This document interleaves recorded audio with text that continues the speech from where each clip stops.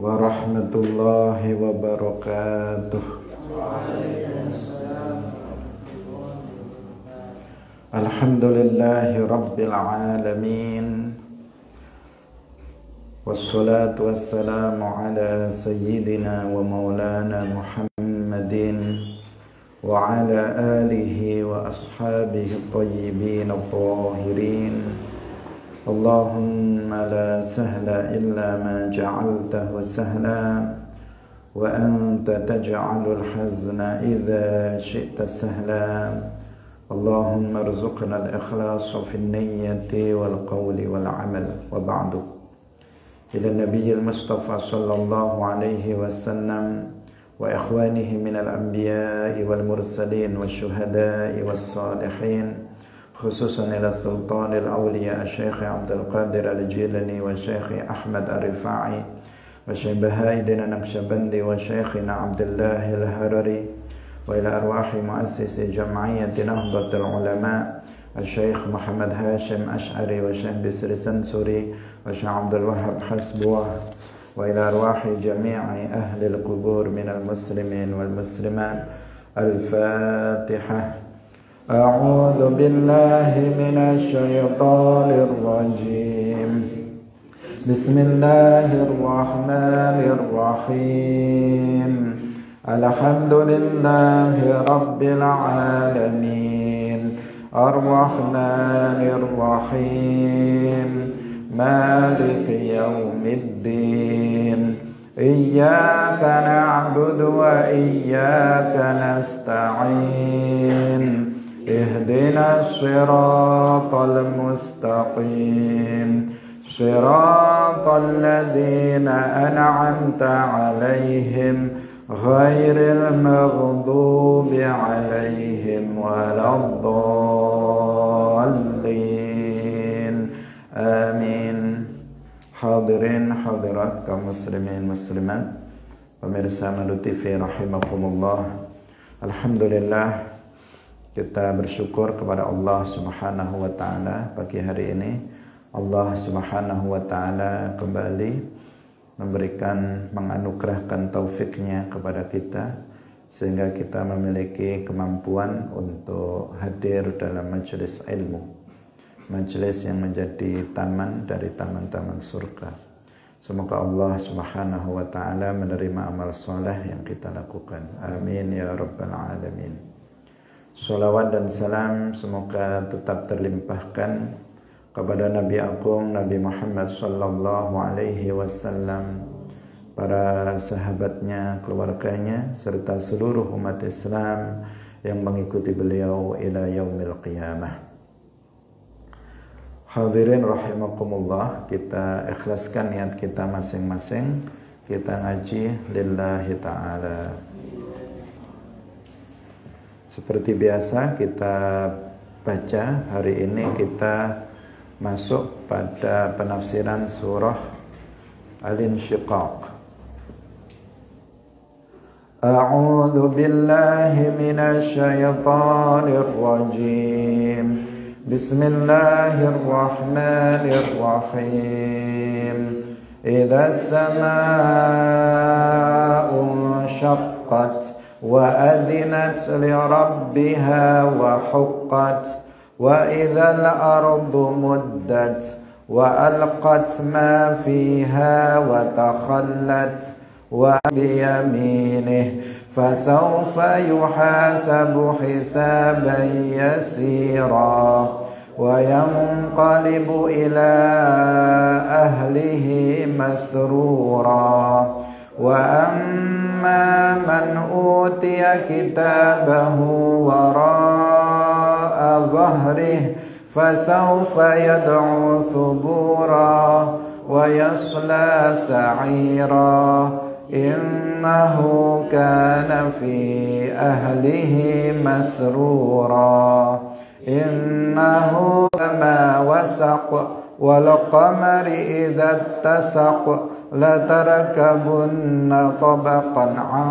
طبق فما لهم لا يؤمنون وإذا قرئ عليهم القرآن لا يسجدون بل الذين كفروا يكذبون والله أعلم بما يوعون فبشرهم بعذاب أليم إلا الذين آمنوا وعملوا الصالحات لهم أجر غير ممنون.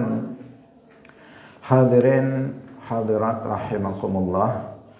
Surah Al-Insyiqaq Makkiyatun, artinya diturunkan qabla al-hijrah, sebelum hijrahnya Rasulullah sallallahu alaihi wasallam dari Makkah ke Al-Madinah. Wahya 25 ayah.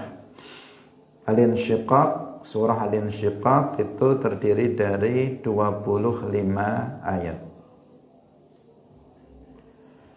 Bismillahirrahmanirrahim. Idzas samaa'u syaqqat.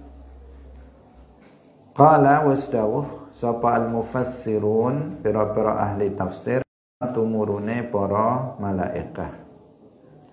Wa adzinat ay istama'at, tegese amrih ngrungu utawa ngrungu sapa apa langit, wa ata'at terbelai li rabbiha maring pangerane langit, wa huqqat lan ngakaki apa langit, ai huqqalaha tegese den haqi laha ketue langit antuti'a ing yen to naati sapa langit rabbaha ing pangerane langit alladzi kang khalaqaha kang wis nitahaken sapa alladzi ing as-sama. Wa idzal ardu muddat ay suwiyat tegese den rataaken apa bumi, wazida lan den tambah fi sa'atiha ing dalem luase bumi, kama yumaddu kaya oleh den dawaaken apa al-adimu kulit, walau lam yabqa lan senajan ora tetep alaiha, walam yabqa lan ora tetep alaiha ing atase al-ardu apa binaun bangunan, wala jabalun lan ora gunung. Wa alqat ma fiha wa takhallat, wa alqat lan lemparaken apa bumi ma ing perkara fiha kang ing dalem al-ard, ma fi batniha tegese perkara fi batniha kang ana ing dalem jerone bumi, minal amwati nyatane saking pira-pira wong mati, ila zahiriha maring zahire bumi. Wakila lan den ucapaken minal mauta saking pira-pira wong kang mati, wal kunuzi lan pira-pira harta kang terpendam. Wa takhallat lan dadi kosong apa bumi, mimman ala zahriha, mimman saking wong ala zahriha saking punggunge bumi, minal ahyai saking pira-pira wong kang urip. Wa adzinat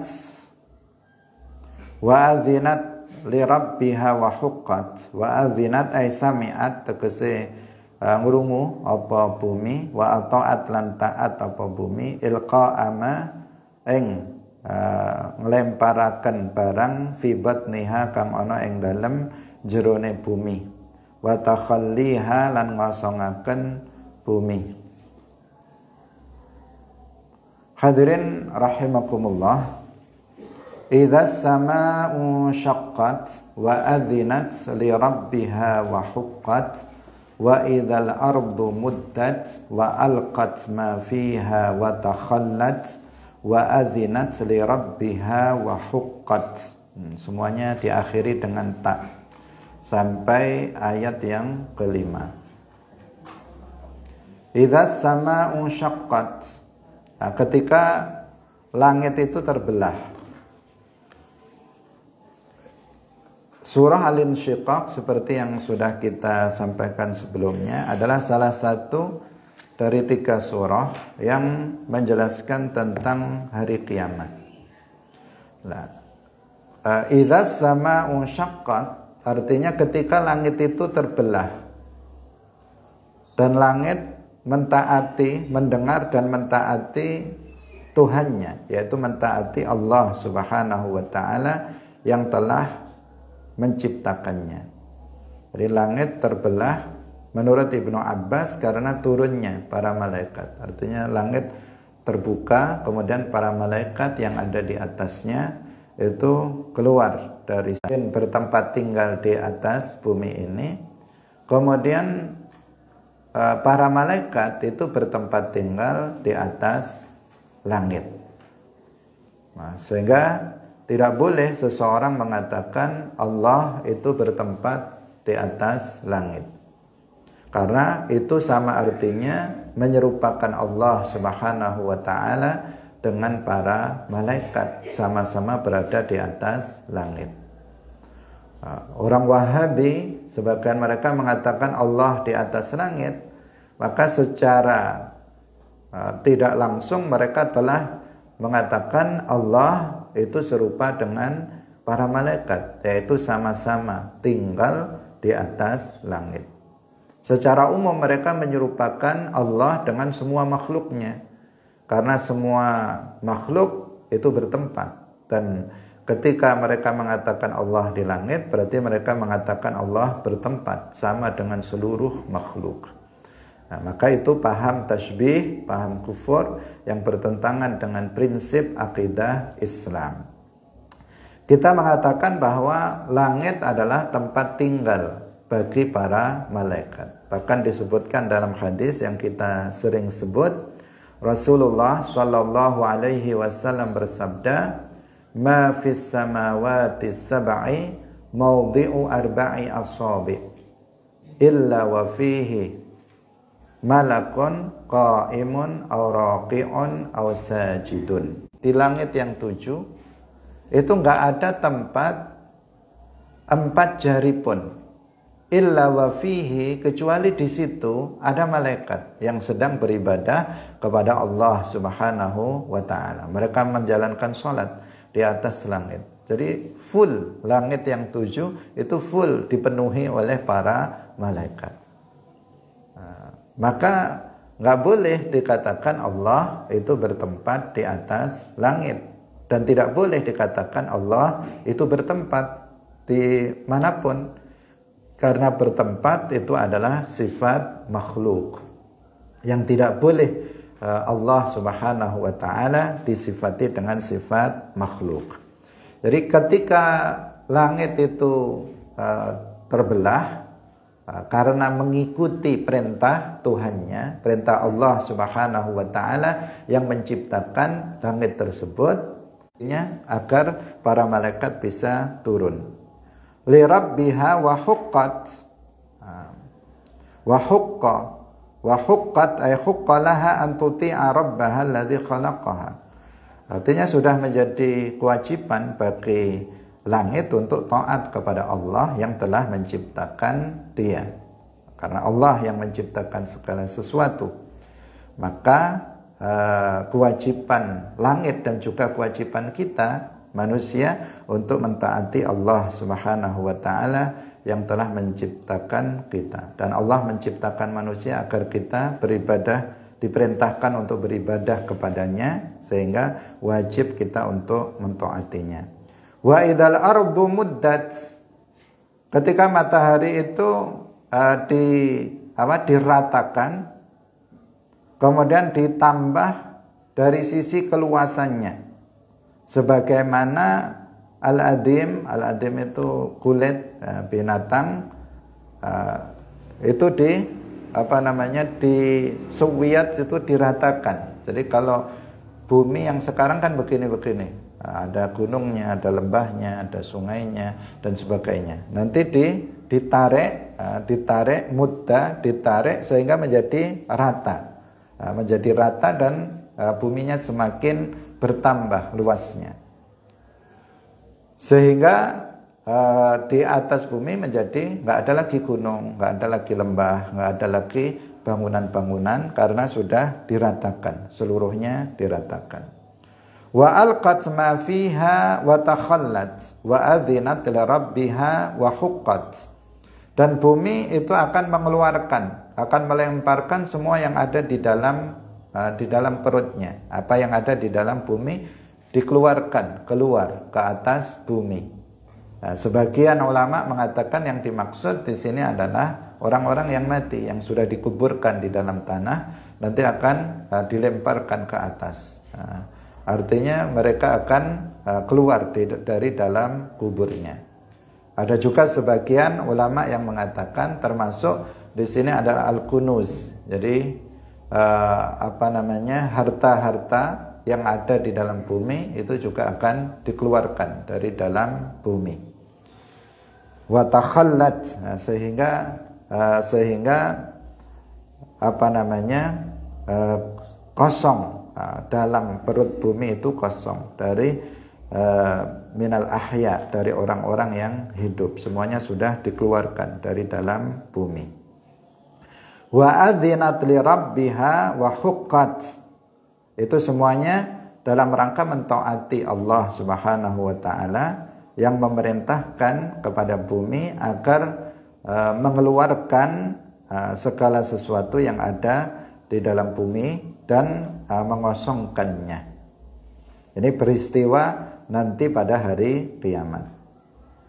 Kita lanjutkan, ya ayyuhal insanu innaka kadihun ila rabbika kadaha famulaqih. Ya ayyuhal insan, hei manungsa, innaka sak temene sira iku kadihun. Iku kadihun ai jahidun, wong kang sungguh-sungguh fi amalika ing dalam amal sira.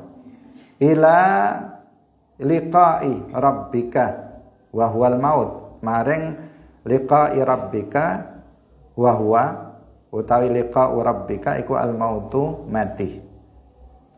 Kadaha famulaqih ay mulaqi, tegese wong kang nemoni amalika amal sira al mazkuri kang den sebut min khairin, nyatane saking kebagusan, au syarrin utawa perkara kang ala yaumal qiyamati ing dalem dina kiamat.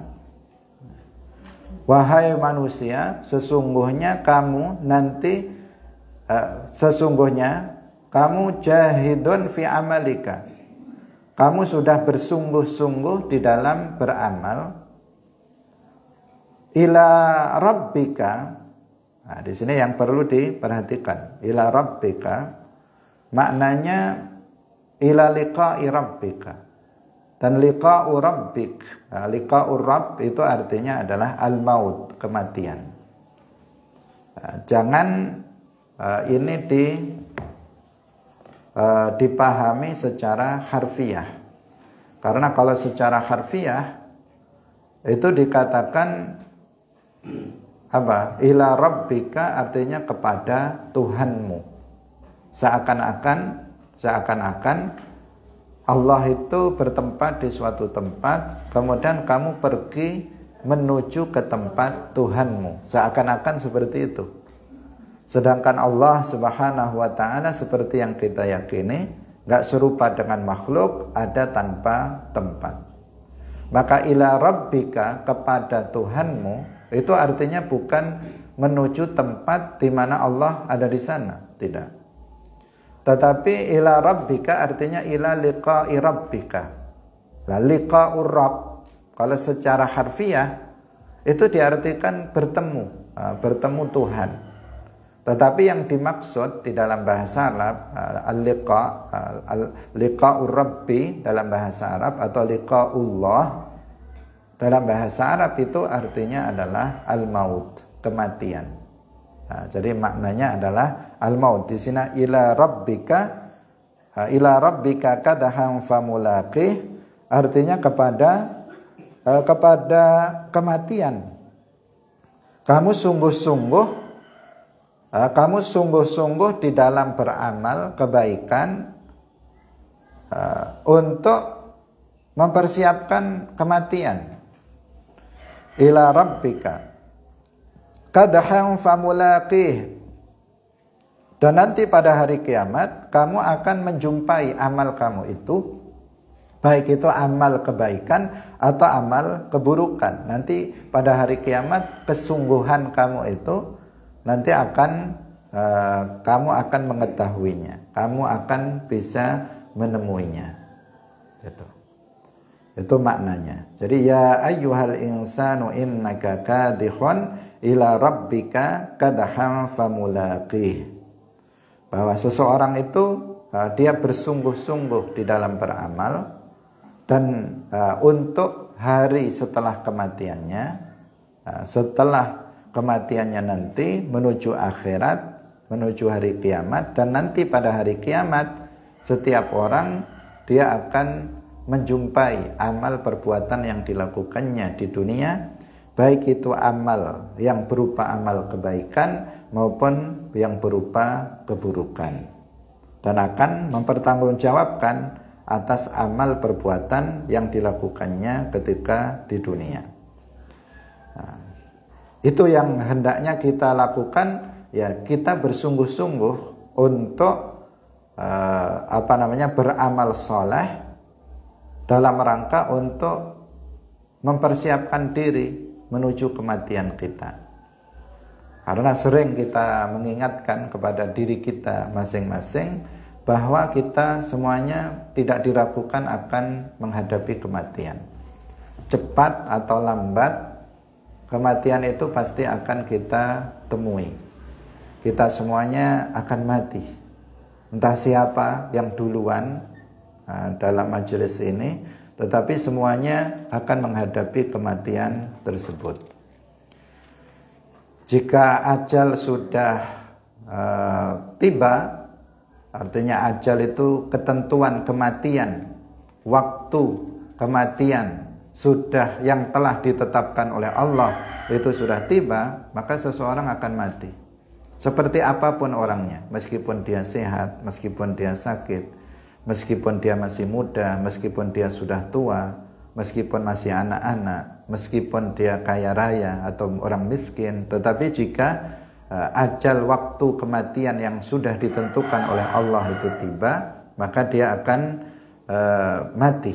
Nah, untuk itulah maka kita harus untuk bersungguh-sungguh di dalam beramal soleh untuk menghadapi kematian itu, karena kematian itu bekalnya adalah takwa, amal soleh. Wa tazawwadu fa inna khairaz zadit taqwa. Berbekallah kalian, sesungguhnya sebaik-baik bekal itu adalah takwa. Maka itu yang hendaknya kita persiapkan. Dan dunia ini adalah dunia yang qasirah. Hari-hari di dunia ini hari-hari yang pendek. Jadi ayyamu hadhihi dunya qasiratun. Hari-hari di dunia ini itu pendek. Kita merasakan sangat cepat sekali, apalagi pada hari ini. Kenyataannya memang cepat, dan kita juga sekarang merasakan cepatnya hari-hari di dunia ini. Terkadang kita yang sudah tua ini terasa masih muda karena terlalu cepatnya waktu kita rasakan. Perasaannya, jadi perasaannya masih muda, padahal sebenarnya rambutnya sudah pada putih misalnya. Ketika dilihat ternyata umurnya sudah di atas 40, sebagian 50, tapi perasaannya dia masih muda, masih 17 tahun misalnya, atau masih 20 tahun. Itu perasaannya. Karena apa? Waktu yang berlalu begitu sangat cepat. Karena pada hakikatnya memang hari-hari di dunia ini sangat pendek jika dibandingkan dengan hari-hari nanti di akhirat. Kalau hari-hari di akhirat itu tawilah, yang panjang, hari-hari yang panjang. Karena itu di hari-hari yang pendek ini kita harus pergunakan untuk beramal sesegera mungkin dan sebanyak mungkin. Kalau nggak bersungguh-sungguh, di sini dikatakan kalau kita nggak bersungguh-sungguh di dalam beramal, maka bekal yang kita kumpulkan nggak akan cukup nanti di akhirat yang panjang yang tidak ada akhirnya. Tidak akan cukup. Bahkan seandainya dari mulai lahir sampai 100 tahun, setiap detik kita beramal soleh, itu pun tidak sebanding dengan dengan kehidupan akhirat yang abadi. Tidak sebanding dari sisi lamanya waktu. 100 tahun hanya untuk ibadah saja. Itu tidak sebanding dengan lamanya nanti kehidupan di akhirat yang sangat panjang yang tidak ada penghabisannya. Sehingga seseorang dituntut untuk bersegera, tidak menunda-nunda dalam beramal soleh, dan bersungguh-sungguh di dalam beramal soleh. Bersungguh-sungguh itu bagaimana? Bukan sekedar kuantitas yang dikejar, tetapi juga kualitas ibadah. Bukan yang penting terus sholat terus misalnya tanpa henti, tetapi dia harus berpikir bahwa sholat yang dilakukannya itu sah dan diterima oleh Allah Subhanahu wa ta'ala. Itu yang penting. Karena sebagian orang mengejar kuantitas, tidak bukan kualitas. Jadi jumlahnya yang diperbanyak, tetapi kualitasnya itu nggak ada. Bahkan sebagian orang dia sholat, banyak melakukan sholat, tapi nggak dapat apa-apa dari sholat yang dilakukannya. Kalau sekedar tidak dapat pahala, masih mending, meskipun dia rugi. Tapi ini sah pun tidak. Sah pun tidak. Jangankan pahala, sah saja itu tidak. Dan itu disebutkan sering di bulan Ramadan ini kita menyebut hadis rubba shaimin laisa lahu min siyamihi ilal ju' wal 'atash wa rubba qa'imin laisa lahu min qiyamihi ilas sahar. Betapa banyak orang yang puasa tapi dia nggak dapat apa-apa dari puasanya. Yang dia dapat cuman haus, dahaga, lapar. Betapa banyak orang yang sholat, dia nggak dapat apa-apa dari sholat yang dilakukannya. Yang dia dapat cuman begadang malam, nggak tidur. Kalau malam udah sholat terus, sholat tarawih. Tetapi dia nggak memperhatikan kualitas ibadahnya. Yang dipikirkan adalah banyaknya. Ada orang berzikir, yang dipikirkan adalah banyaknya.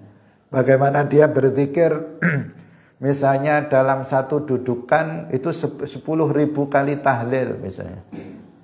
Akhirnya kau wajar sampai ucapannya, lafadznya terlempit-lempit. Terlempit-lempit itu banyak yang tidak terbaca. Harusnya la ilaha illallah, tinggal wah gitu saja. Terlempit-lempit, banyak kata atau huruf yang tidak terbaca karena cepatnya. Orang membaca subhanallah, subhanallah, tapi yang keluar tinggal subhanallah. Itu saja. Artinya nggak terucap subhanallah. Gimana seperti itu? Itu artinya dia hanya mengejar jumlah, dan itu nggak akan sah dan nggak akan ada berpahala. Dia akan merugi. Nanti dia mengira sangu dia atau bekal dia untuk akhirat mengira sudah banyak, tetapi sebenarnya masih kosong. Dia nggak membawa bekal apa-apa menuju kematiannya.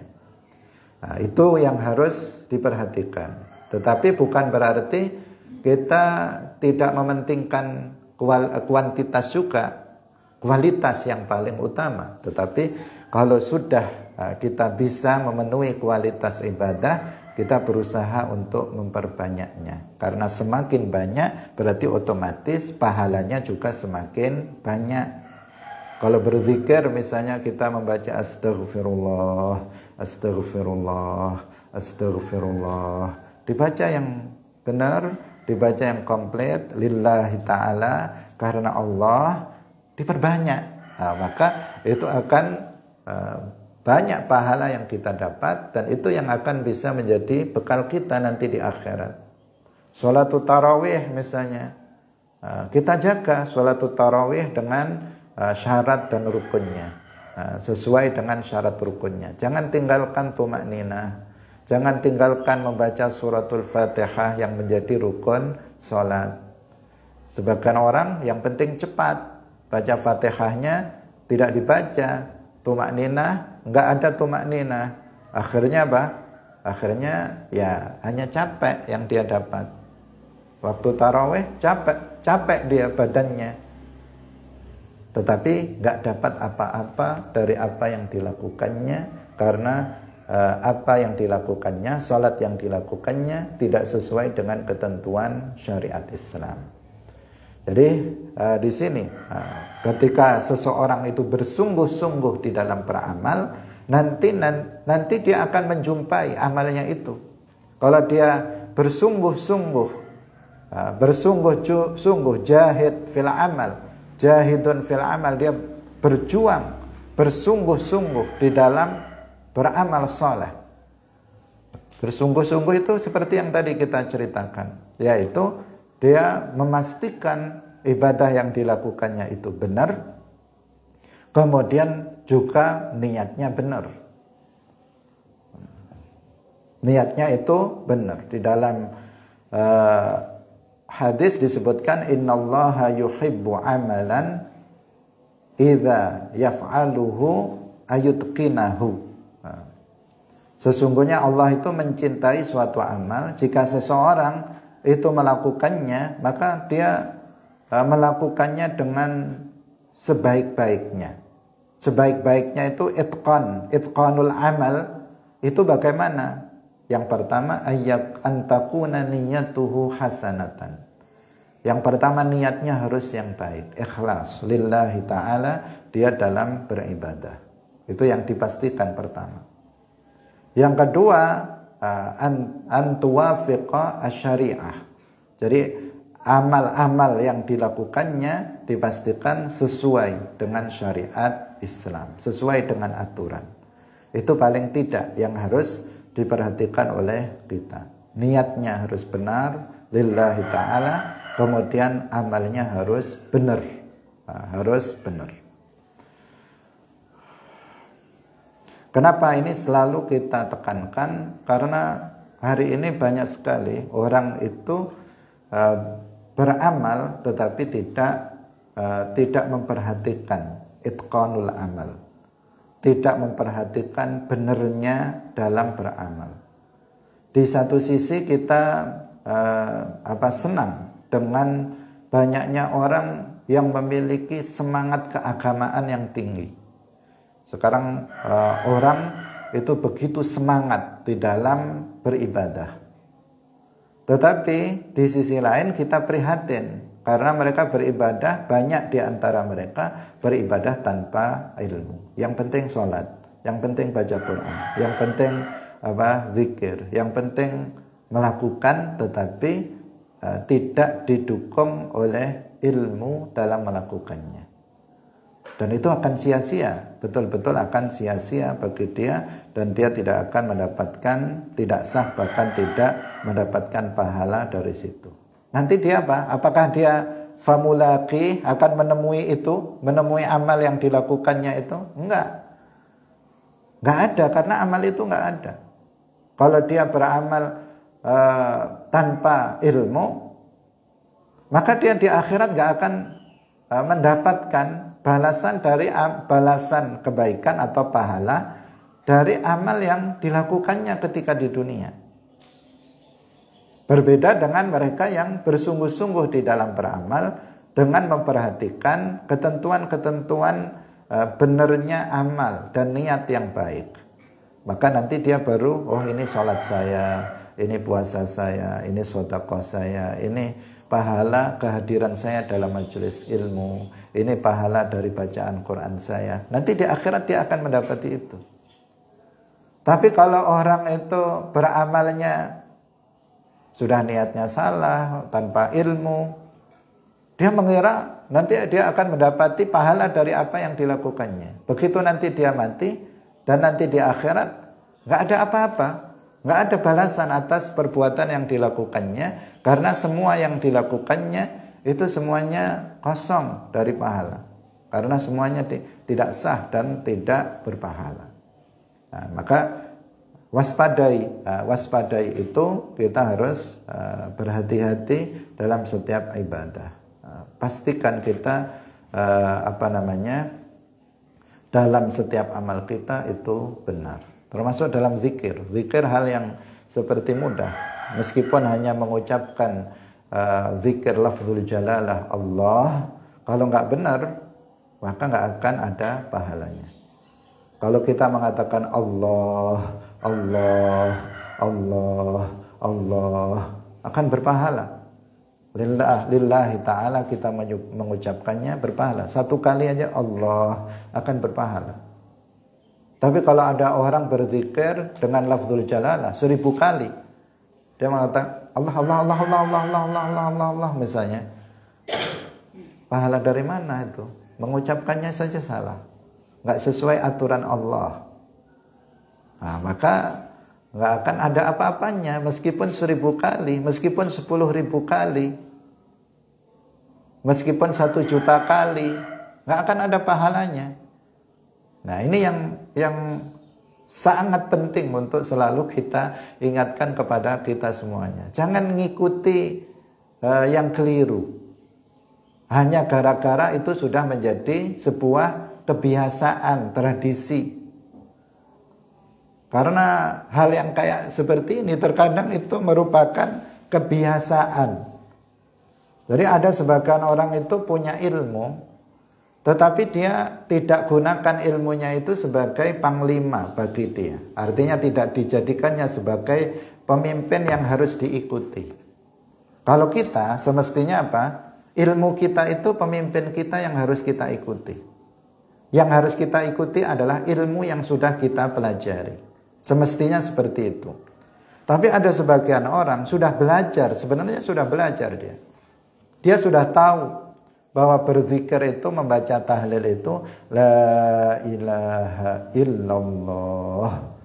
Sudah tahu seperti itu. Tapi karena di kampung dia, umumnya orang dari dulu-dulu, kiai kampungnya juga begitu, bacanya misalnya salah dengan mengatakan la ilaha illallah, la ilaha illallah misalnya. Seperti itu, dia pun ikut. Padahal dia mondok, padahal dia sudah belajar. Padahal kebenaran itu ukurannya bukan kebiasaan orang. Kebenaran itu ukurannya bukan tradisi yang berlaku di masyarakat. Banyak hal yang berlaku di masyarakat itu salah kaprah. Salah tapi kaprah. Kaprah itu sudah umum dilakukan. Karena sudah umum dilakukan, orang itu enggan untuk merubahnya. Ya udah, sudah umumnya begini kok. Kalau nggak begini nanti dianggap aneh kita. Padahal kita sudah tahu ilmunya. Yang semestinya kita merubahnya, tetapi justru sebagian kita larut dalam kebiasaan salah kaprah yang terjadi di tengah-tengah masyarakat. Misalnya sholat tarawih, ada sebagian yang nggak tumak nina.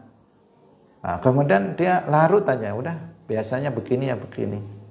Gak ada usaha untuk bagaimana merubah. Cepat, ya silahkan cepat, tapi tetap tumak nina. Hadirin yang dirahmati oleh Allah Subhanahu wa ta'ala. Ini harus diperhatikan agar nanti kita menjumpai apa yang kita lakukan di akhirat nanti. Kita akan menjumpai pahala dari amal perbuatan yang kita lakukan.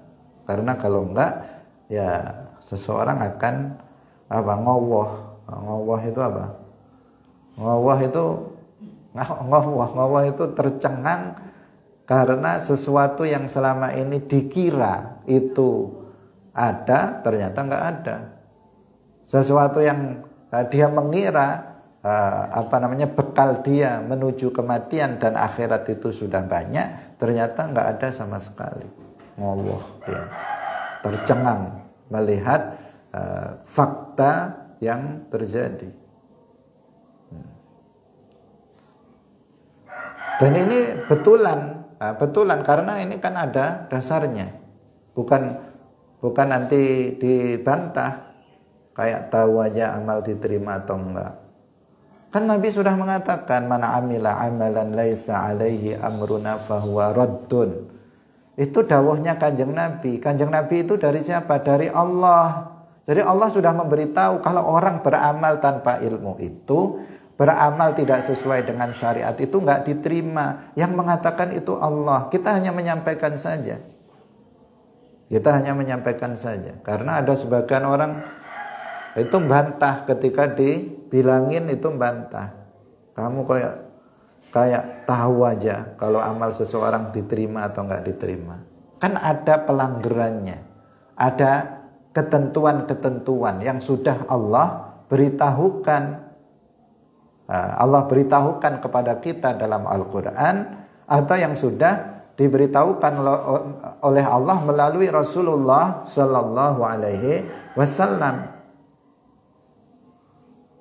Sebab sering kita mendapati orang-orang itu begitu. Yang penting kan hatinya.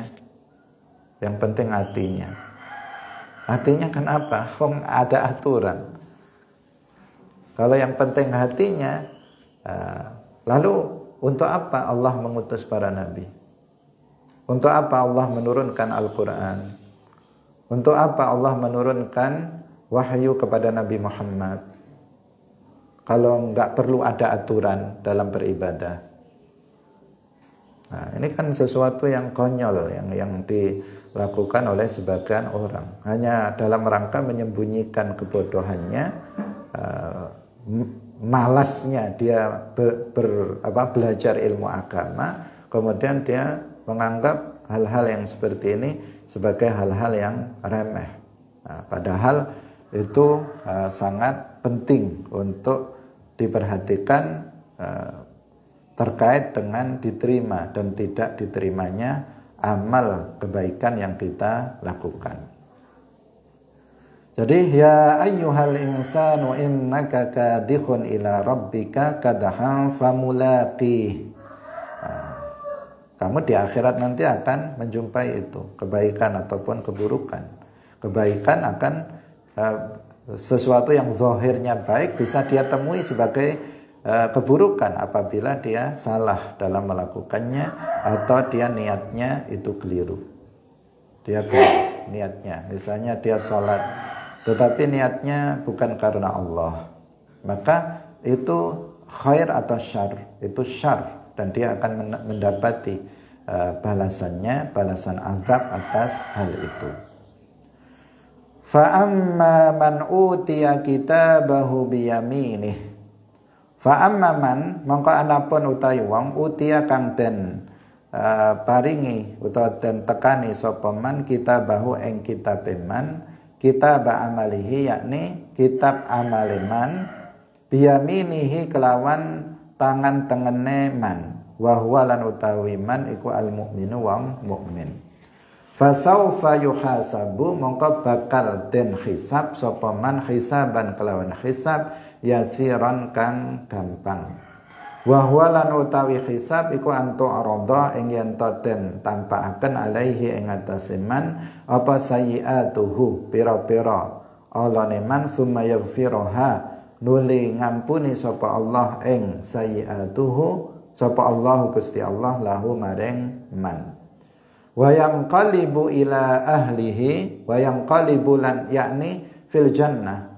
Wa yanqalibu lan bali sapa wong atau berbalik sapa wong ila ahlihi maring keluargane man fil jannati ing dalam swarga min huril ain saking widodari wal adamiyati lan pira-pira menungso masruran halih wong kang seneng bima kelawan barang utia kang den tekaaken apa ma minal karomati saking kemuliaan. Hadirin rahimakumullah. Nanti pada hari kiamat orang itu akan menerima buku catatan amal. Seperti yang sudah sering kita sampaikan sebelumnya, bahwa ada raqib atid yang mencatat setiap amal yang kita lakukan, setiap ucapan yang kita ucapkan, setiap perbuatan yang kita lakukan, setiap hati kita yang lakukan, maka semuanya dicatat oleh raqib dan atid. Sehingga ada buku catatan kebaikan, ada buku catatan keburukan, seperti yang sudah kita sampaikan. Dan nanti pada hari kiamat itu ada mauqif, di mana ada suatu mauqif, waktu tertentu di mana manusia itu akan menerima buku catatan amalnya. Dalam menerima buku catatan amal itu, cara menerimanya itu berbeda-beda. Ada sebagian yang menerima buku catatan amal itu dengan tangan kanannya, yaitu orang-orang mukmin. Dia menerima buku catatan amal dengan tangan kanan. Ada sebagian nanti yang disebut di sini juga, itu yang menerima buku catatan amalnya itu dengan tangan kiri dari belakang. Jadi dia menerima dari belakang sini. Pakai tangan kiri pertama, yang kedua dari arah belakang. Itu orang-orang kafir. Nah, fa amma man utiya kitabahu biyamini, seseorang yang nanti kitab amalnya itu diberikan dengan tangan kanannya, yakni orang-orang mukmin, fasaufa yuhasabu hisaban yasira, maka dia akan dihisab dengan hisab yang mudah. Dengan hisab yang mudah. Karena hisab ada yang berat, ada yang mudah. Semua akan dihisab. Tetapi hisab itu ada hisab yang berat, ada hisab yang mudah. Kalau kita menyebutkan misalnya, ya Allah masukkanlah kami ke dalam surga tanpa hisab, maksudnya tanpa hisab yang berat. Karena setiap kita akan dihisab, tetapi ada yang dihisab dengan hisab yang berat, dan ada yang dihisab dengan hisab yang ringan. Kalau ya Allah masukkanlah kami ke dalam surga dengan tanpa azab, itu memang tanpa azab betulan. Tanpa azab betulan. Karena sebagian orang mukmin itu masuk surga tanpa azab, yaitu orang-orang soleh, orang-orang yang bertakwa. Para nabi, para wali, orang-orang yang bertakwa, mereka masuk surga tanpa azab.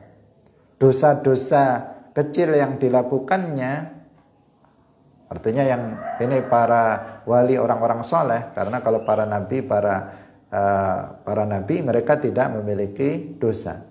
Karena mereka maksum. Kalau mereka para aulia misalnya, atau para sholihin mati belum bertaubat dari dosa-dosa kecil misalnya, maka itu diampuni oleh Allah Subhanahu wa ta'ala. Bahkan sebagian di dunia sudah diampuni oleh Allah. Sebagian kalau para wali itu mati pasti tidak membawa dosa besar, karena mereka dipastikan mati dalam keadaan telah bertaubat. Seandainya mereka melakukan dosa besar, telah bertaubat dari dosa besar yang dilakukannya, maka mereka intinya mereka masuk ke dalam surga bila azab, dengan tanpa azab sama sekali. Ada juga sebagian orang mukmin pelaku dosa besar, tapi juga masuk surga tanpa azab, karena Allah mengampuni dosa mereka, atau mereka mendapatkan syafaat dari para syufa'a dari nabi atau wali, sehingga dia juga masuk surga tanpa azab. Itu maksudnya kalau kita berdoa, ya Allah masukkanlah kami ke dalam surga tanpa azab, itu memang tanpa azab betulan, itu yang kita minta. Baik itu yaitu Allah Subhanahu wa ta'ala telah mengampuni dosa-dosa kita, sehingga kita bisa masuk surga tanpa azab. Tapi kalau tanpa hisab, itu maksudnya adalah tanpa hisab yang berat. Bukan berarti tidak dihisab sama sekali, karena semuanya nanti akan dihisab. Semuanya akan dihisab. oleh Allah Subhanahu wa taala. Hanya saja ada yang hisabnya itu yasir, hisabnya itu ringan, mudah, ada yang hisabnya itu berat. Itu bedanya ada di sini. Nah, orang-orang mukmin, orang-orang yang mukmin, yang mereka orang-orang saleh, maka mereka akan dihisab dengan hisab yang mudah. Orang-orang yang nanti di akhirat menerima buku catatan amalnya dengan tangan kanan akan dihisab dengan hisab yang mudah nanti pada hari kiamat. Jadi sekedar ditampakkan kepada dia keburukan-keburukannya, kemudian setelah itu dihapuskan. Tidak ada konsekuensi azab atas keburukan yang dilakukannya. Karena hisab itu apa maknanya? Ardu a'malil ibad alaihim. Jadi hisab itu artinya memperlihatkan amal perbuatan yang dilakukan oleh seseorang di dunia kepada mereka nanti di akhirat. Jadi ada nanti di akhirat itu atau di hari kiamat, ya, pada hari kiamat salah satu mawaqif al-qiyamah adalah al-hisab, di mana semua yang kita lakukan di dunia itu akan diperlihatkan, akan dipertontonkan, bukan hanya diperlihatkan kepada kita, tetapi juga diperlihatkan kepada semua manusia yang ada di mahsyar. Sehingga hari itu disebut dengan Yaumul Fadhihah, hari dibukanya kedok seseorang. Semuanya akan terbuka, karena semuanya akan